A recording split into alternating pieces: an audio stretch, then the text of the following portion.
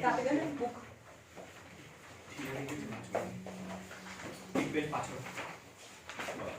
Periodic classification of element, chapter number 5.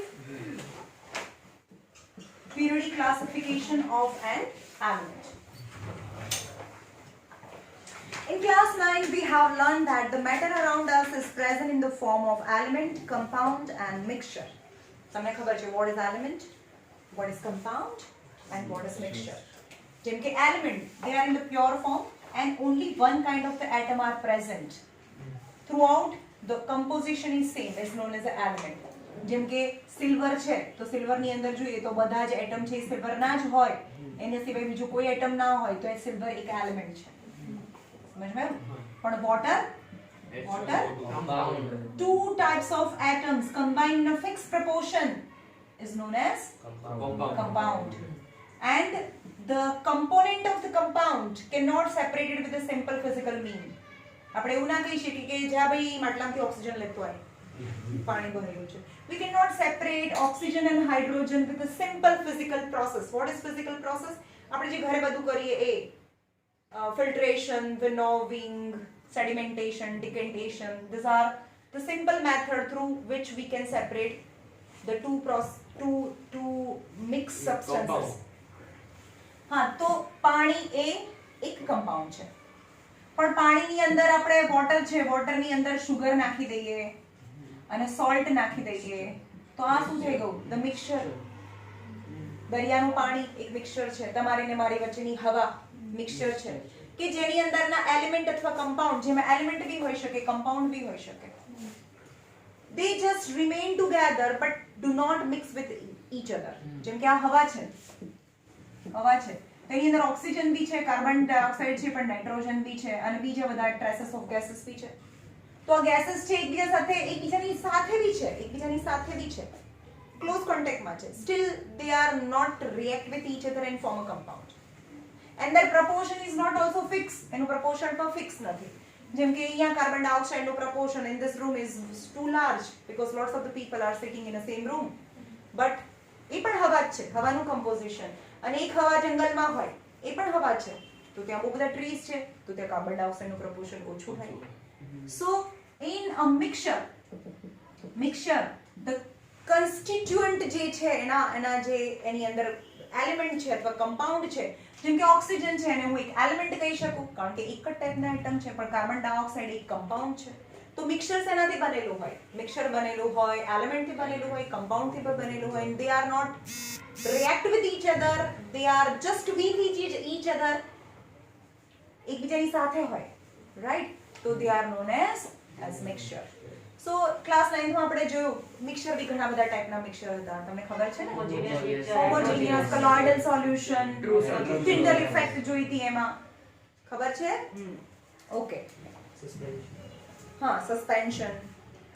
In the class 9, we have learned about the matter around us is present in the form of element, compound and mixture, and the element contain atoms of only one type. Element કોને કહેવાય? Element contain only one kind of atom. Oxygen હોય તો એમાં oxygen ખાલી oxygen જ હોય. Okay, silver હોય તો બધા સિલ્વરના જ એટમ હોય, એક જ ટાઈપના એટમથી બનેલા હોય તો એને એલિમેન્ટ કહેવાય. Element are the purest substance. સૌથી પ્યોર સબસ્ટન્સ હોય તો એલિમેન્ટ. કમ્પાઉન્ડ એ પ્યોર ના કહી, કમ્પાઉન્ડ એ બી પ્યોર કહી શકાય કારણ કે એમાં બીજા ટાઈપનું કમ્પાઉન્ડ નથી. લાસ્ટ યર ચેપ્ટરનું નામ જ હતું is pure or impure. હા, matter around us pure એવું કઈ ટાઇટલ હતું. Is matter around is pure. Do you know how many elements are known till date? કેટલા એલિમેન્ટ છે અત્યાર સુધીમાં? 118 છે એ total elements known around us. પણ એમાં કેટલા છે? 98 I think 98 are naturally occurring. 94 are 94 are naturally occurring. Naturally occurring છે. 118 elements are known to us. All of this have different properties. Out of this 94 are naturally occurring. અને બાકીના સિન્થેટિકલી બનાવેલા લેબોરેટરીમાં બનાવેલા એલિમેન્ટ છે. as different element have been discovered ને અલગ અલગ સાયન્ટિસ્ટે અલગ અલગ ટાઈપમાં અલગ અલગ એલિમેન્ટ્સ છે ડિસ્કવર થયા. આ ચેપ્ટરમાં જોઈશું ક્લાસિફિકેશન કર્યું તો પહેલા મેન્ડેલિફે કર્યું તો એ ટાઈમમાં ખાલી 63 ટોટલ જેમ અત્યારે 118 છે ને તો એના જમાનામાં ખાલી 63 જ એલિમેન્ટ નોન હતા. તો જેમ જેમ ટાઈમ આગળ ને આગળ પાસ થતો ગયો એમ નવા નવા એલિમેન્ટ નોન થતા ગયા, ડિસ્કવર થતા ગયા.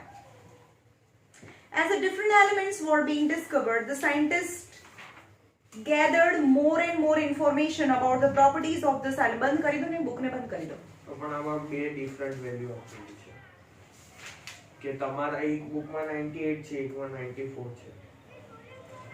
જે બુકમાં પોતાની બુકમાં જે લેટેસ્ટ હોય એ જોવાનું. એ પછી જોઈશું યાર. ચાલુ લેક્ચરમાં એ બંધ કરી દો.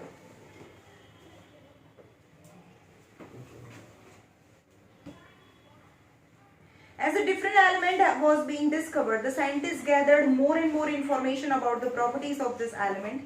જેમ જેમ જેમ ટાઈમ પાસ થતો ગયો એમ એમ નવા નવા સાયન્ટિસ્ટ આવતા ગયા and they just found new elements and their property. They studied about the property of new element. They found it difficult to organize all that was known about the element. હવે વસ્તુ વધારે ને વધારે વધારે ને વધારે ઘરમાં આવતી જાય, ઘરમાં 3-4 વસ્તુ જ હોય તો it is easy to manage where to put અને આપણને ખબર જ હોય કે ક્યાં મૂકેલી છે. પણ હવે જ્યારે બહુ બધી વસ્તુ થઈ જાય ઘરમાં તો it is not easy to manage it. So we have to classify according to its property. હે ને આપણે પ્રોપર્ટી પ્રમાણે એને ક્લાસિફાઈ કરી દઈએ છીએ અને અરેન્જ કરીએ છીએ. So easy to get it, easy to find it. આપણે બાથરૂમની અંદર શાકભાજી ના મૂકીએ, રાઈટ? સમજમાં આવે છે? વાસણ કે તિજોરીમાં ના મૂકીએ. So as per the property, different things are arranged even in our home In order. just to handy, just easy to get it. So that is known as a classification or a arrangement as per the property.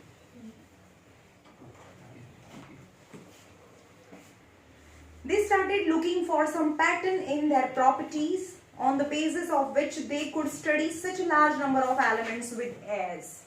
એટલે એ શું કરવા લાગ્યા કે આ આટલા બધા elements છે, suppose 94 છે કે 98 છે, વોટએવર આપણે એના ટેક્સ્ટ બુકમાં જોઈએ છેલ્લે, તો એ એની પ્રોપર્ટીને સ્ટડી કરવા લાગ્યા કે હા ભાઈ આમાં આટલા બધા એલિમેન્ટ્સ છે, એમાંથી કોઈ એવું ગ્રુપ છે કે જેની પ્રોપર્ટી સરખી છે and some other group, some kind of the element, they have a different property. And according to the property, it start classifying for easy study as per on the basis of their property. Making order out of chaos, early attempts at the classification of element. Chaos मतलब confusion. આટલા બધા elements હતા તો બધાનું અલગ અલગ study કરવાનું was not possible. તો જે chaos જે ક્રિએટ થયો છે, જે કન્ફ્યુઝન ક્રિએટ થયો છે, એને રિમૂવ કરવા માટે શું થયું? અટેમ્પ્ટ્સ થયા, ટ્રાય કરી અર્લી સાયન્ટિસ્ટ કે આ બધા એલિમેન્ટને ક્લાસિફાઈ કરવાનું. The classification of element. We have been learning how various things or living beings can be classified on the basis of the properties. આપણે બાયોલોજીમાં બી જોઈએ છે classification of plant, classification of animals. So we have been learning how various things or living beings can be classified on the basis of their property, similar property, very closely related. Even in other situations, we come across the instances of organization based on the same property. આપણે બહુ બધી જગ્યાએ જઈએ, even in medical સ્ટોરમાં જઈએ, આપણે મેડિસિનનું ભણેલા હોઈએ તો એમને ખબર પડે કે કફ સિરપ એક જ જગ્યાએ રાખતા હોય, ડાયાબિટીસ રિલેટેડ દવા છે એક જ જગ્યાએ રાખતા હોય, રાઈટ? તો કોઈ આ બ્રાન્ડની લખે ને એની પાસે ખલાસ થઈ ગઈ હોય તો ડોક્ટરને ફોન કરીને પૂછે ભાઈ આ નથી આ આપું તો એ બીજી આપી દે. સમજમાં આવ્યું?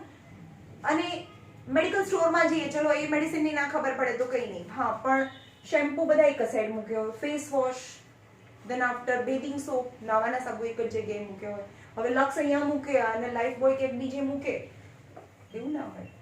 સિમિલર પ્રોપર્ટી વાળી વસ્તુને એક જ જગ્યાએ મૂકે. For example, in a shop, દુકાનમાં જઈએ તો શું થાય? Soaps are kept together in one place while the biscuits are kept together elsewhere. Even among the soaps, bathing soaps are stacked separately from the washing soap. એક જ જગ્યાએ સોપનું આખું ખાનું અલગ હોય અને બિસ્કિટ્સનું આખું ખાનું અલગ હોય. અને જે સોપનું ખાનું છે એમાં પણ જે બેથિંગ સોપ્સ છે અને વોશિંગ સોપ છે એ પણ થોડા સેપરેટલી મૂકેલા હોય. પણ સોપ નાવાના સાબુ અને ધોવાના સાબુ બંને દે આર ક્લોઝલી રિલેટેડ, તો એને એક જ સેક્શનમાં મૂકેલા હોય તો એવી રીતે એલિમેન્ટ્સમાં બી હશે. Similarly, scientists made several attempts to classify elements according to their property and obtain an orderly arrange out of chaos. તો જેવી રીતે આપણે આપણા ઘરની અંદર સામાન્ય વસ્તુ હોય તો પણ એને કેવી રીતે ક્લાસિફાઈ કરીએ છીએ, અલગ અલગ જગ્યાએ મૂકીએ છીએ for easy to gain, easy to access it, આપણે જલ્દીથી એને ગોતી શકીએ એની માટે. તો આ પણ સાયન્ટિસ્ટ છે એ લોકોએ પણ એના પ્રોપર્ટીના હિસાબથી એલિમેન્ટનું ક્લાસિફિકેશન કર્યું હશે to make out of chaos. The earliest attempt to classify the elements resulting in the grouping the then known element, then એટલે અત્યારે તો આપણે એમ કહીએ કે 94 છે સપોઝ નેચરલી અકરિંગ, પણ એ જમાનામાં 63 હતા. તો એ જમાનામાં then known elements, જેટલા પણ known elements હતા એને ગ્રુપિંગ કર્યા, અલગ અલગ ગ્રુપ્સમાં મૂકી દીધા as per the similar property. Known elements as metal and non-metal and further classified were tried out as our knowledge of elements and their properties increased. હવે જેમ સમય પાસ થતો ગયો એમ નવી પ્રોપર્ટી પણ ખબર પડવા લાગી. પણ સૌથી basic type of classification of element is on metals and non metals. સૌથી બેઝિકમાં બેઝિક, સૌથી સાદામાં સાદું ક્લાસિફિકેશન હતું બે ટાઈપની વસ્તુ, મેટલ અને નોન મેટલ. જેમ કે આખી દુનિયા છે ને સૌથી સાદામાં સાદું ક્લાસિફિકેશન કરીએ તો બે વસ્તુમાં ડિવાઈડ કરી શકીએ દુનિયાને, કઈ? Living and non living, right? એવી રીતે આટલા બધા એલિમેન્ટ્સ છે એને સૌથી સાદામાં સાદું અને સહેલામાં સહેલું ક્લાસિફિકેશન હોય તો એને મેટલ અને નોન મેટલ એવા બે પાર્ટમાં ડિવાઈડ કરી દીધું. ડોબર્નિયર્સ ટ્રાયડ, હા હવે આ બધું અહીંયાથી યાદ રાખવાનું છે. ડોબર્નિયર ટ્રાયડ કયા ટ્રાયડ્સ હતા અને શું કે છે? હવે એ જમાનામાં જે નોન એલિમેન્ટ્સ હતા ડોબર્નિયર ટ્રાયડ શું કે છે? First classification,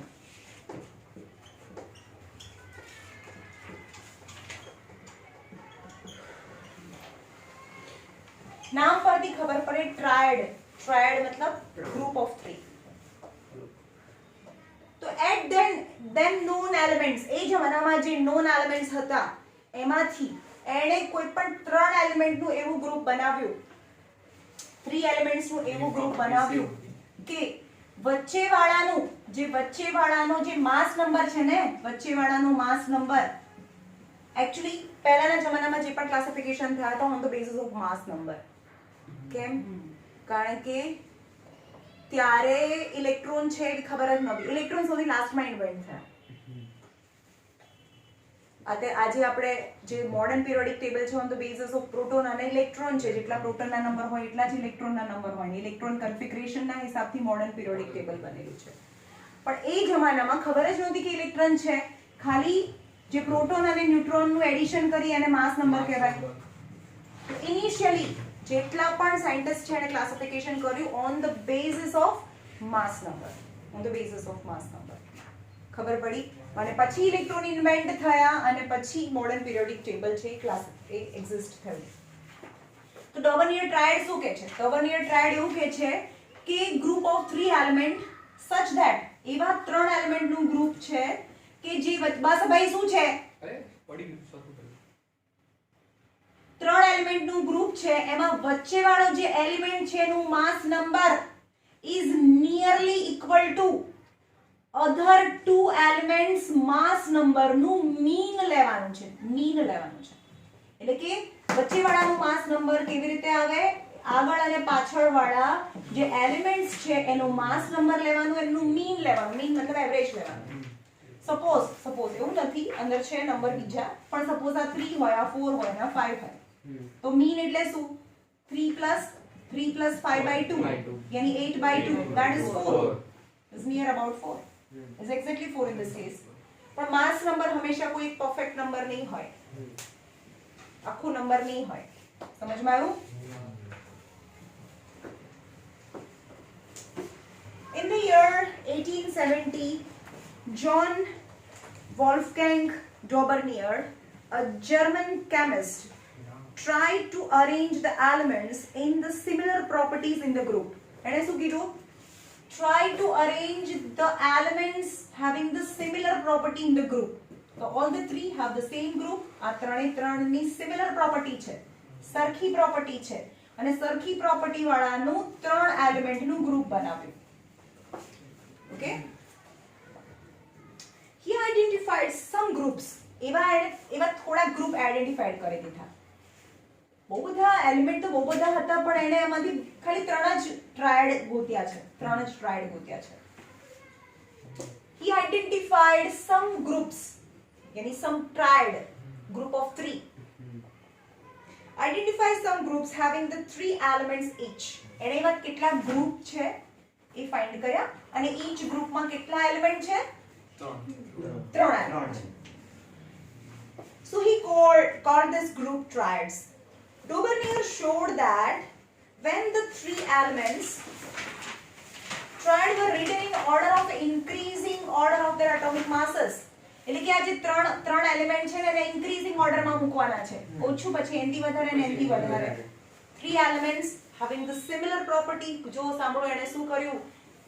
known element at that time, એ જમાનામાં જેટલા known element હતા એમાંથી he just take some groups, અને ગ્રુપ કેવા લીધા? having the similar property. જે સરખી પ્રોપર્ટી વાળા હતા એવા થોડા ગ્રુપ બનાયા, અને એ ગ્રુપની અંદર જે પણ એલિમેન્ટ્સ છે he arranged the elements in the increasing order of atomic masses. Triads were written in order of increasing order of masses. The atomic mass of the middle element, ક્યાંથી શરૂ કરવાનું હોય? ડેફિનેશનમાં લોચા મારે છે, અહીંયાથી શરૂ કરવાનું છે. મિડલ જે એલિમેન્ટ્સ છે એનો atomic mass equal to other 2 elements mean mass. The atomic mass of the middle element was roughly the average of the atomic masses of other 2 elements. For example, they take the triad consisting of lithium, sodium and potassium. ત્રણ પહેલું tried યાદ રાખજો. Tried બધા યાદ રાખવાના છે. Lithium, sodium અને potassium છે. લિથિયમ, સોડિયમ અને પોટેશિયમ જે બધાની આઉટરમોસ્ટ ઓર્બિટમાં 1 ઇલેક્ટ્રોન છે, as per if we arrange as per the electron configuration. પણ ત્યારે ઇલેક્ટ્રોન નહોતા, પણ એની સિમિલર પ્રોપર્ટી પરથી આ ટ્રાયડ લીધું અને જોયું કે એના માસીસ છે 6.9, આનો માસ છે 6.9, જે યાદ રાખવાનું છે. આનો માસ છે 23.0 and 39.0. Right, it's very important. આ ત્રણે ત્રણ ટ્રાયડ યાદ રાખવાના છે. તો આપણે જોઈએ 23 કેવી રીતે મળે? Mass of sodium, how it get? 39 plus 6.9 by 2, right? 45.9 by 2, not exact, here near about के छे. Okay, 2 2s are 0.9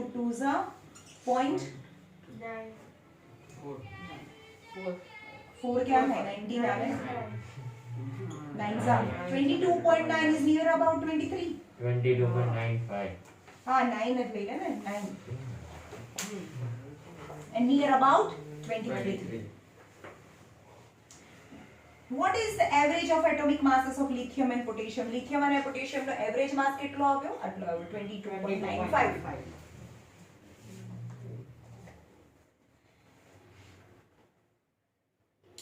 Are some given below are some groups of 3 elements. These elements are arranged down in order of increasing atomic masses. Can you find out which of these group from Daubernier triad? તમારે કહેવાનું છે કે આમાંથી કયા ડોબર્નિયરના tried છે અને કયા નથી.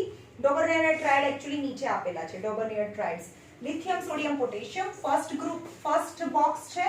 બીજું બોક્સ છે કેલ્શિયમ અને બેરિલિયમ. સ્ટ્રોન્શિયમ, કેલ્શિયમ, સ્ટ્રોન્શિયમ અને બેરિલિયમ. ના ખબર પડે તો લખી કાઢો. સ્ટ્રોન્શિયમ કહેવાય. SR પાછળ અંદર બોક્સમાં છે, જો તો SR શું કહેવાય? સ્ટ્રોન્શિયમ 38 નંબર. આને કહેવાય સ્ટ્રોન્શિયમ. સારું છે.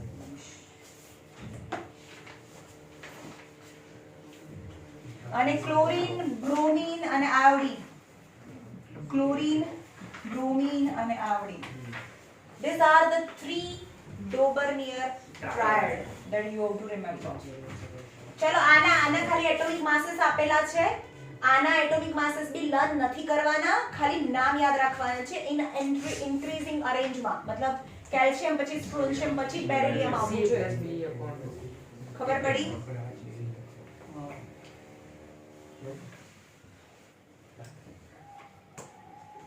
હવે અહીંયા નીચે આપેલું છે કે એના ટ્રાયડ છે કે નહીં.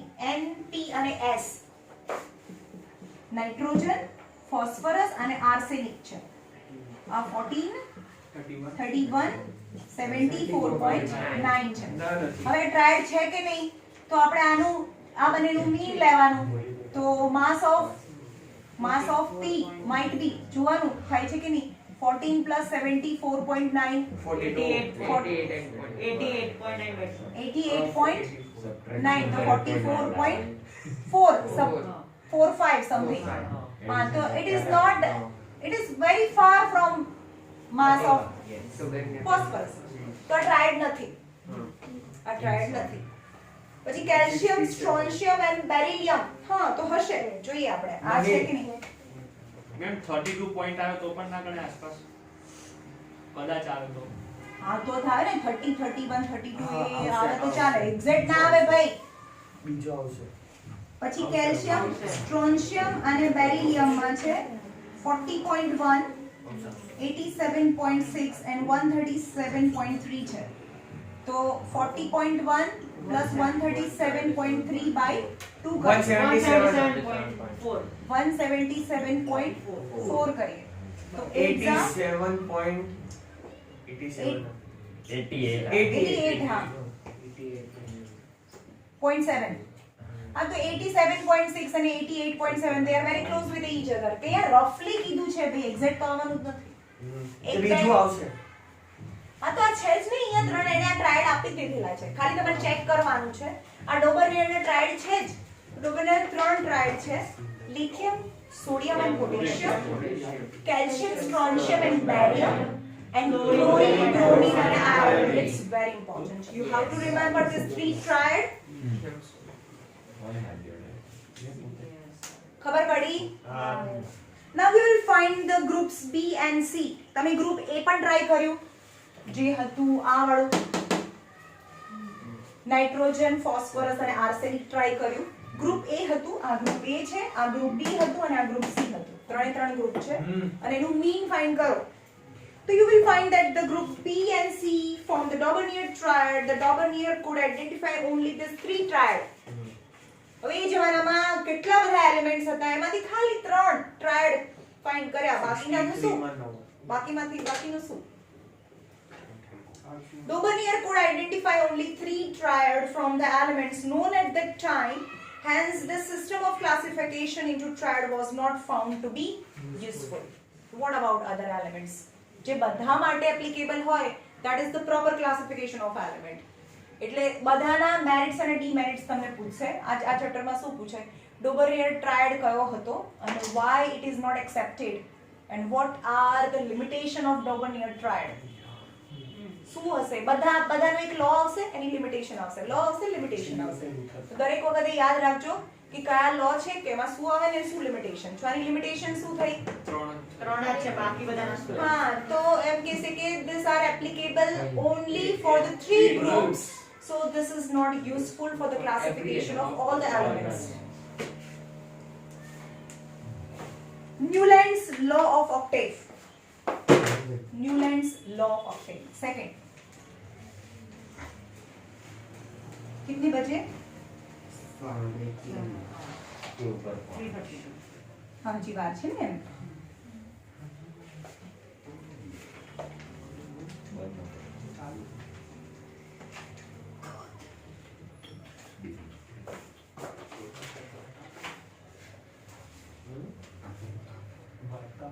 Second, Newland's law of octave.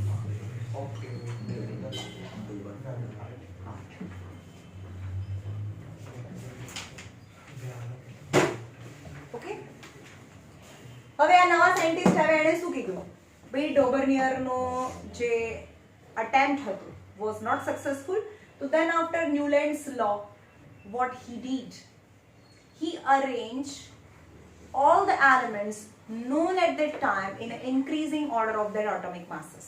એણે શું કર્યું જેટલા પણ હતા ને 63 હતા અહીંયાથી ચાલુ કર્યું અને બધાને increasing order માં arrange કરી દીધા. All the elements known at that time arranged in an increasing order. Then after he noticed that ભાઈ ત્યારે ઇલેક્ટ્રોન તો નહોતા ઇન્વેન્ટ થયા, તો માસ જ ચાલતું તો માસ જ ચાલતું હતું. એટલે આપણને અત્યારે ખબર છે કે હેલોજન શું છે, નોબલ ગેસીસ કયા છે, રાઈટ? તો એ જમાનામાં કયા, જેમ કે હાઇડ્રોજન પહેલું, helium, hydrogen, helium, lithium, lithium, હું આમ કરવાની, beryllium, boron, carbon, nitrogen, oxygen, fluorine, neon, sodium, magnesium, aluminium, sodium, silicon, phosphorus, sulphur, argon, chlorine, argon, potassium, calcium, fluorine, argon, chlorine નહીં, chlorine fluorine, sulphur, chlorine, argon, argon, potassium, calcium, potassium, આગળ calcium. નહીં આવતું. સ્ટેન્ડિયમ.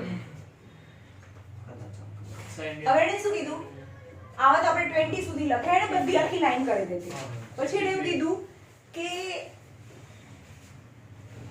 every after 8th element જ્યારે એને અહીંયાથી જઈએ 8th element ની property is equal to the first element. એટલે કે every after 8th element property repeat થાય છે, હે ને? જેમ કે આ લિથિયમ છે, અહીંયાથી ગણો 1 2 3 4 5 6 7 8. એ જમાનામાં નોબલ ગેસીસ ઇન્વેન્ટ નહોતા થયા, નિયોન છોડી દો, આર્ગન ને છોડી દો, રાઈટ? તો અહીંયાથી ગણો 1 2 3 4 5 6 7 8. એટલે કે આ બંનેની પ્રોપર્ટી, લિથિયમ અને સોડિયમની પ્રોપર્ટી સરખી છે. છેલ્લામાં એક જ છે. જેમ કે બેરિલિયમ છે અને મેગ્નેશિયમની પ્રોપર્ટી સરખી છે. છેલ્લામાં બે છે. यहाँ 1 2 3 4 5 6 7 8, રાઈટ? 8 એટલે પછી જો તમે અંદર ઇન્ટ્રોડ્યુસ કરશો ને નોબલ ગેસીસ ને તો મેચ નહીં થાય, કારણ કે ત્યારે નોબલ ગેસ ઇન્વેન્ટ નહોતા થયા. સમજ में आया? Every after 8th elements is property repeat, just like tunes of the music, सारे गमा पध नि सा, then after सारे गमा पध नि सा, है ने? अंदर આપેલું છે tunes of the music. Every after 8th element have the same property as equal to the first one, so it is known as the law of octaves. પેલા બેને કેમ બનતા? કારણ કે ફર્સ્ટ ગ્રુપમાં બે જ છે, આને અહીંયાથી શરૂ કરવાનું નથી ભાઈ, કારણ કે સૌથી નાનું ગ્રુપ છે ને. જ્યારે મોડર્ન પિરિયોડિક ટેબલ આવશે ત્યારે તમને ખબર પડશે. The attempts of the Daubernier encourage other chemists to correlate the properties of the element with their atomic masses. શરૂ તો ડોબર્નિયરે કર્યું હતું, પણ એનો attempt, though he is not successful, but he tried.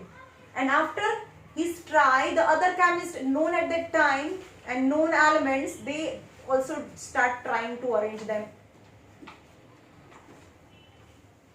In 1866, John Newland, an English scientist, arranged then known, a time માં જેટલા known હતા એને, in order of increasing of our atomic masses. શું કર્યું પહેલા તો બધા જેટલા પણ known હતા એને increasing order of atomic masses માં arrange કરી દીધા.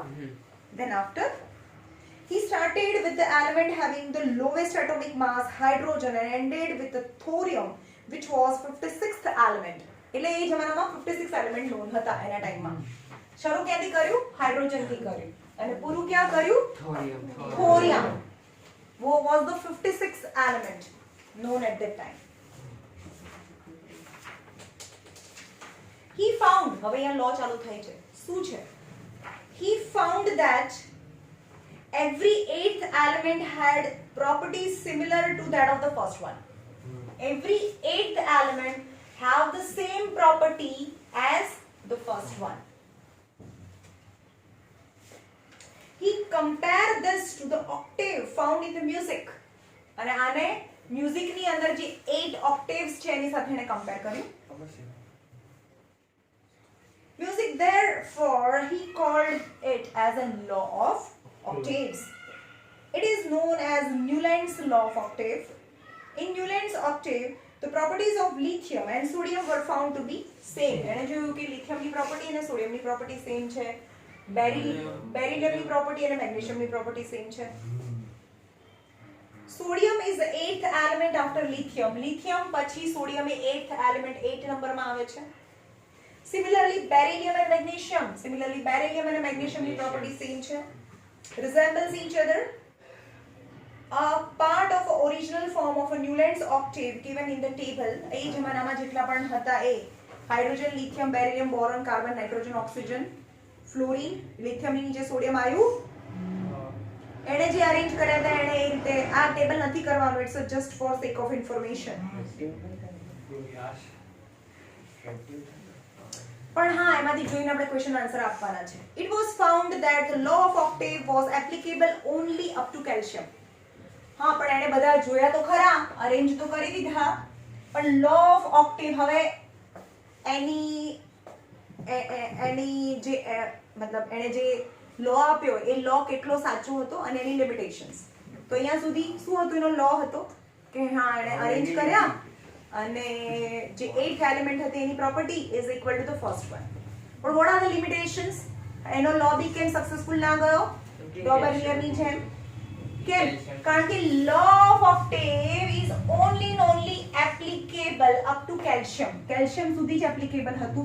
પછીથી આગળ જાઓ તો લો ઓફ ઓક્ટેવ છે એ ફૂલફિલ નહોતું થતું. એટલે કે આની પ્રોપર્ટીની 8th નંબરના એલિમેન્ટની પ્રોપર્ટી સરખી નહોતી થતી. Right? It was found that the law of octave was applicable only up to calcium. Then after calcium, every 8th element did not possess the property similar to that of the first one. Calcium પછી એવું જોવા જાય ને આની અને 8મા નંબરની તો સરખી પ્રોપર્ટી નહોતી. So this is the first limitation. And second, it was assumed by Newland that તો એના પરથી ન્યુલેન્ડે શું અઝ્યુમ કર્યું? That only 56 elements exist in the nature and no more element would be discovered in the future. અને એને એવું કહી દીધું કે 56 જ એલિમેન્ટ નેચરમાં છે અને ભવિષ્યની અંદર ફ્યુચરની અંદર પણ નવા એલિમેન્ટ ડિસ્કવર નહીં થાય. Nature is made up of this only 56 elements. But later on, several new elements were discovered and whose property did not fit in the laws of octave. પણ એ કહીને ગયો એના પછી બીજા ઘણા બધા એલિમેન્ટ બી ડિસ્કવર થયા અને એના લો ઓફ ઓક્ટેવની અંદર એ ફિટ બી નહોતા થતા. Right? So in order to fit elements into this table, Newland adjust new element in the same slot. તો શું કર્યું? ન્યુલેન્ડનું છે. ન્યુલેન્ડ એ મરી નથી ગયો, હજી જીવે છે. હા, એમ નહીં. ન્યુ